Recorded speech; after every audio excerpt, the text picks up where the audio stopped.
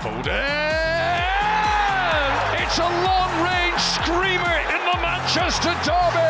ሰላም ጤና ይስጥልን የሰማያዎቹ የማንቸስተር ሲቲና የእግር ኳስ አፍቃሪያን በሙሉ እንኳን ወደ ኤርሚ ሲቲዝንስ የዩቲዩብ ቻናል በሰላም መጣችሁ። በ2024 ማንቸስተር ሲቲን ለአራተኛ ተከታታይ ጊዜ የፕሪሚየር ሊግ ሻምፒዮን አድርጎ የዓመቱ ምርጥ ተጫዋች ሽልማትን የተሸለመው ድንቁ አስፈሪው ያ ፊል ፎደን ወዴት ገባ? እንዴትስ በሁለት ዓመት ውስጥ የብቃቱ ደረጃ እንዲህ ሊወርድ ቻለ?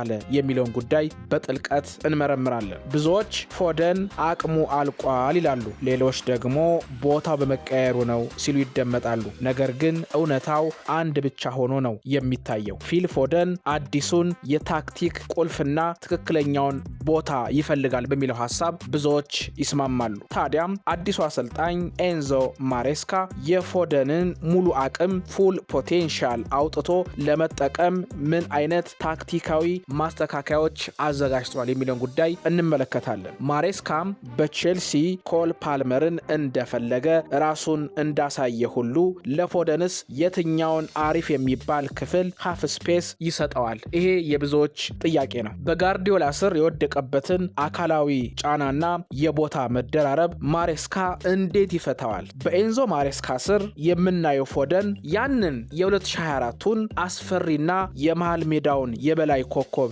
መልሶ ያስመለከተን ይሆን? ይሄም ሌላ ጥያቄ ነው። በዛሬው ቪዲዮአችን የፎደንን የብቃት መውረድ ሚስጥር፣ የሜዳ ላይ የታክቲክ ችግሮችና ኤንዞ ማሬስካ ፎደንን የሲቲ ትልቅ ልዩነት ፈጣሪ የሚያደርግበትን አዲሱን ታክቲካዊ ሚስጥር በዝርዝር የምንዳስሰው ይሆናል። ቪዲዮውን ላይክ በማድረግ እስከ መጨረሻው አብራችሁን ቆዩ። Foden on the edge of the area hits a shot. Oh, what a start!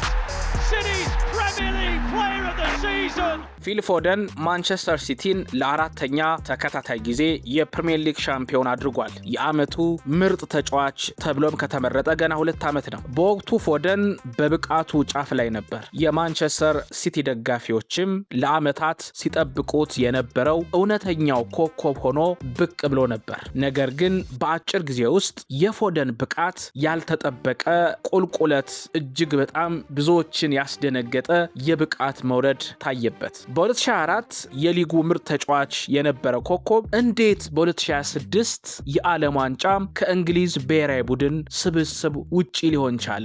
ለመሆኑ ፊል ፎደን ላይ ምንድነው የተፈጠረው? ለምንድነው ቶማስ ቱኸል ፊል ፎደንን ያልመረጡት? የብዙዎች ጥያቄ ነው። ከሜዳ ውጪ ያለ የግልና የአእምሮ ጫናዎች እንዳሉ ብናውቅም ዛሬ በሜዳ ውስጥ የተከሰቱ ታክቲካዊና አካላዊ እንዲሁም የቦታ መቀያየር ሚስጥሮች በዝርዝር እንመለከታለን። በተጨማሪም አዲሱ አሰልጣኝ ጣሊያናዊው ኤንዞ ማሬስካ የ2024ቱን አደገኛውን ፎደን እንዴት ሊመልሰው፣ እንዴት ሊፈጥረው፣ እንዴት ብቃቱን ሊያሳድግ ይችላል የሚለው ጉዳይም የብዙዎች ትኩረት ሆኗል። ይሄ በጣም ወሳኝ ጉዳይ ይመስለኛል፣ የሱን ብቃት መመለስ። Here's Foden.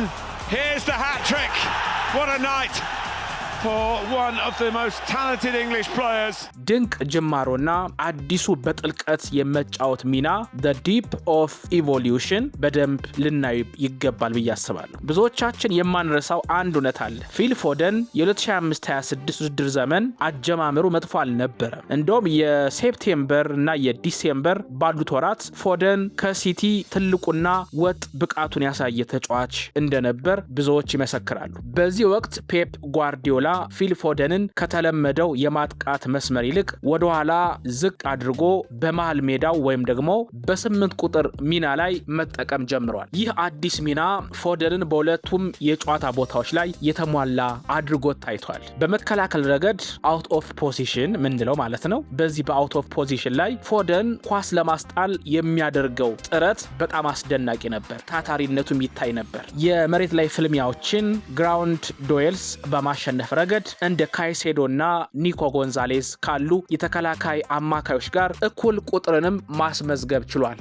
ፊል ፎደን ኳስን በማንሸራሸር ረገድ ኢን ፖዚሽን ሮድሪ በጉዳት በራቀበት ወቅት ፎደን እስከ ራሱ ሳጥን ድረስ እየተመለሰ ኳስን በመቀበል የቡድኑን ማጥቃት ወይም የቢልድ አፕ ይጀምር ነበር። ለምሳሌ ማንቸስተር ሲቲ ካስታወሳችሁ ሊቨርፑልን 3-0 ባሸነፈበት እና ከኤቨርተን ጋር በነበረው ጨዋታ ፎደን ከኋላ ተነስቶ መስበር ሰባሪ ወይም ላይን ብሬክ ኳሶችን በመቀበል የጨዋታውን የበላይነት ለሲቲ ማምጣት እንደቻለ ተመልክተናል። እስከ ፌብሩዋሪ ወር ድረስ ከአሲስት በፊት የሚሰጡ ኳሶችን ሁለተኛ አሲስት ለመፍጠር በሊጉ ሁለተኛ ደረጃ ላይ የነበረ እንደነበር ብዙዎች እናውቃለን። እስከ ጃንዋሪ ወር ድረስ ደግሞ በሊጉ ከፍተኛ የግብ ዕድሎችን የፈጠረ ተጫዋች ሆኖ ስሙን አስመዝግቧል። ፊል ፎደን ብዙዎች ፎደን ይሉታል፣ አንዳንዶች ፋደን ይሉታል።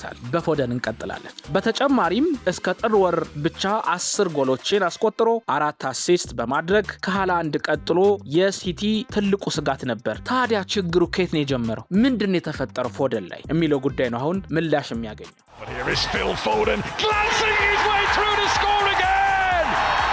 አካላዊ ጫና የፕሬሲንግ ሰለባ ወርክሎድ ሃይ ፕሬሲንግ የምንለው ማለት ነው። የፎደን አዲሱ ሚና እጅግ አስደናቂ ቢሆንም በላዩ ላይ ተጣለው አካላዊና እንዲሁም ደግሞ አእምሮአዊ ጫና ከአቅም በላይ ነበር ይላሉ ብዙዎች። ሲቲ በተቀመጠበት የከፍተኛ ፕሬሲንግ ሃይ ዲማንድ ፕሬስ አደረጃጀት ውስጥ ፎደን ተጋጣሚዎች ከኋላ ጨዋታ ሲጀምሩ እንደ አጥቂ ተጭኖ ይጫወታል። ፕሬሱ ከተሰበረ ደግሞ ወዲያው ወደ መሃል ሜዳ ተመልሶ የመከላከል ሽፋን ይሰጣል። ፊል ፎደን ማለትም እንደ አጥቂ መጫን፣ እንደ አማካይ መከላከል፣ ከኋላ ተነስቶ ኳስን ማደራጀትና እንደ 10 ቁጥር ጎል ማስቀረት። ይህ ደግሞ በየጨዋታው እጅግ በጣም አሰልችና ከፍተኛ ጉልበት የሚጠይቅ ስራ ነበር። ይህን ጉዳይ እንዴት እንመልከተው የሚለው ጉዳይ ነው በራሱ ሊያነጋገረን የሚችለው። የማንቸስተር ሲቲ ደጋፊዎች ያላቸው አመለካከት ፊል ፎደን መጠነኛ የሆነ ለሱ የሚስማማ የጨዋታ ዕቅድ ሊሰጠው ይገባል ሲሉ ይናገራሉ። አካላዊ ግዴታዎችን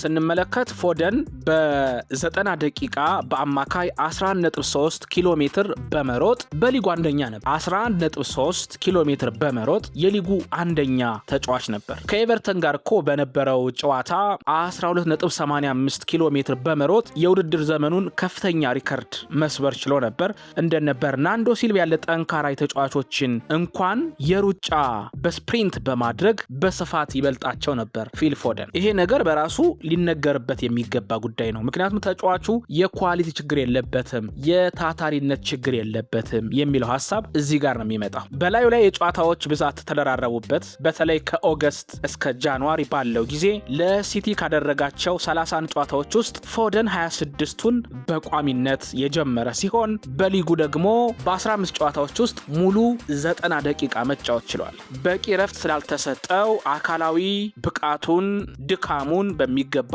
እያየነው መጣ። የመጀመሪያው ድካም ምልክት የታየውም ከሪያል ማድሪድ ጋር በነበረው ጨዋታ ነበር። ይሄ ነገር ለፎደን ትልቅ ምልክት ሆኖ ታይቷል። የድካሙ ጉዳይ ማለት ነው። Here comes Walker going through, looking for Foden! የዶኩ ጉዳትና የቦታ መቀየር ነው። ሮል ቼንጅ ኮንፊደንስ ኢሹስ የምንለው ማለት ነው። አካላዊ ድካሙ ሳይበቃ ደግሞ ለፎደን ሁለተኛው ትልቁ መሰናክል የሆነው የጀረሚ ዶኩ በጉዳት መራቅ ነበር። ፔፕ ጓርዲዮላ ፎደንን በጥልቀት በመሃል ሜዳ እያጫወተው እያመቻቸው እንደተለመደው ከነበረው ቦታ አንስቶ የዶኩ ቦታ እንዲሸፍን ወደ መስመር ማጥቃት ቀየረው ማለት ነው ፔፕ ጓርዲዮላ። ነገር ግን ፎደንና ዶኩ ሙሉ በሙሉ የተለያዩ ተጫዋቾች ናቸው። ፎደን በጨዋታ ውስጥ ብዙ ኳስ ሊነካና ሪትም ሊያገኝ ይችላል። ሜዳ ላይ አሪፍ የሚሆነው በዚህ መንገድ ነው። በጥልቀት ሲጫወት ያዳበረውን ረጋ ያለ አጫወት ትቶ በመስመር ላይ አንድ ለአንድ ተከላካይ እንዲያልፍና ፈጣን ውሳኔ እንዲሰጥ ተገደደ ማለት ነው። ይሄ ሌላው ለውጥ ነው። ይህ ያልተጠበቀ የቦታ መቀየር ፎደንን በብቃቱ እንዲቀንስ አደረገው። የነበረው የጨዋታ ሪትም ጠፋ፣ የኳስ ንክኪው ቀነሰ። በዛ ላይ አካላዊ ድካሙና በራስ መተማመኑ ማጣት ተደራርበው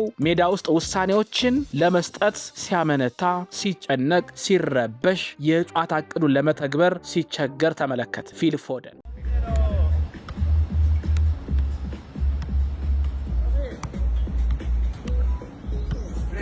አሁን ደግሞ የኤንዞ ማሬስካ ታክቲክና ፎደን ምንድናቸው? ማሬስካስ ማስተር ፕላን ፎር ፎደን እንዴት ነው ሊታረቁ የሚችሉት? ማሬስካና ፊል ፎደን የሚለው ጉዳይ በራሱ ሌላው የማንቸስተር ሲቲ ደጋፊዎች የሚጠብቁት ጉዳይ ነው። ታዲያ አዲሱ አሰልጣኛችን ኤንዞ ማሬስካ ፊል ፎደንን እንዴት ነው የሚጠቀመው? ፎደን በየትኛው የሜዳ ክፍል ሲጫወት ነው ሙሉ አቅሙን ማውጣት የሚችለው የሚለውን ጉዳይ ደግሞ እንመልከት። በመጀመሪያ ደረጃ አንድ እውነታ በግልጽ ማመን አለብን። ፊል ፎደን መስመር ላይ ተደርቦ አንድ ለአንድ ተከላካይ ላይ የሚታገል የክንፍ ተጫዋች አይደለም። ፎደን አሪፍ የሚሆነው በመሃል ሜዳና በተጋጣሚ የተከላካይ መስመር መካከል ባለው ክፍተት ሃፍ ስፔስ በምንለው ውስጥ ሲጫወት የበለጠ ስኬታማ መሆን ይችላል። ይህንን ለዓመታት በማንቸስተር ሲቲ ቤት ማሳየት ችሏል። ኤንዞ ማሬስካ በሌስተርም ሆነ በቼልሲ የተጠቀመበትን የ3-2-4-1 አሰላለፍ በደንብ ካስተዋልን ለማሬስካ ታክቲካዊ እጅግ ወሳኙ ቦታ ከፊት አጥቂው በስተጀርባ ያሉት ሁለቱ የመሃል አጥቂዎች አታኪንግ ሚድፊልደርስ የምንላቸውን ወይም ደግሞ ሃፍ ስፔስ ኦፕሬተርስ ናቸው። በቼልሲ ቤት ኮል ፓልመር እጅግ አስደናቂ ቁጥሮችን እንዲያስመዘግብ ያደረገው ይሄው የማሬስካ የታክቲክ ነጻነት ነው።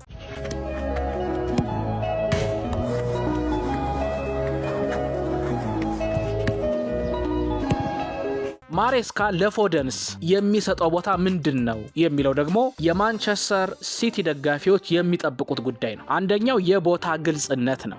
ሃፍ ስፔስ ነጻነት የሚለውን ማለት ነው። ማሬስካ መስመሩን ለፈጣኖቹ የክንፍ ተጫዋቾች እንደነ ዶኩ፣ አንቶኒ ሴሜኒዮ በመተው ፎደንን በመሃል የግራ ወይም የቀኝ ሃፍ ስፔስ ቦታ ላይ ያሰልፈዋል ተብሎ ይጠበቃል። በዚህ ቦታ ፎደን ኳስን ተቀብሎ ወደ ተጋጣሚ ሳጥን በመዞር ከሃላንድ ጋር ፈጣን 1-2 የመጫወትና ከሳጥን ውጪ አስደናቂ ጎሎችን የማስቆጠር ነጻነትን እንዲያስገኝለት ሊያደርግ ይችላል። የኤንዞ ማሬስካ የጨዋታ እቅዱ ደግሞ ቅድም እንዳልኩት 3-2-4-1 ነው። ከዛ አታክ ሚድፊልደር አሉ፣ ሃፍ ስፔስ ኦፕሬሽን አለ። በቼልሲ ቤት ኮል ፓልመር፣ አሁን ደግሞ ኤንዞ ማሬስካ በማንቸስተር ሲቲ ፊል ፎደንን ልክ እንደ ፓልመር ሊጠቀምበት ይችላል የሚለው ጉዳይ የበለጠ ሊያስማማን ይችላል ማለት ነው። የአካላዊ ጫና መቀነስ ደግሞ ሌላኛው ጉዳይ ነው። በማሬስካ አደረጃጀት ውስጥ ከኋላ ይነሳል አይደለ? ብዙ ጊዜ ስትመለከቱት